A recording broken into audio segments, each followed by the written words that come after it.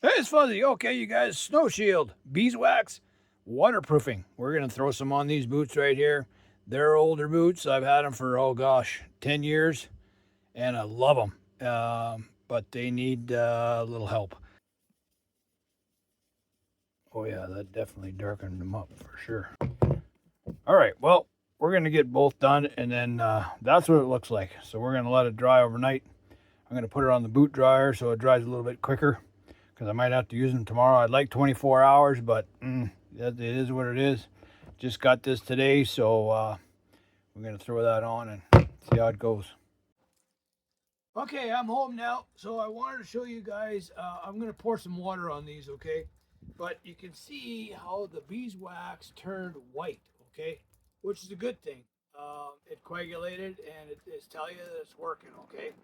All right, so I took my Cthulhu off, and I want to show you guys why the beeswax is waterproof. Okay, so if I take a little bit of water and I run it on here, you can see how it runs off. Okay. All right, now the difference between waterproof and water resistant.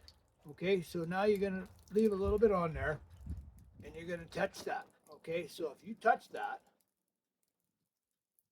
if it was water resistant, it would soak in. See that? It's not soaking in. It just beads back up again, and then it'll run off. And that's what you want right there. Bingo. Okay?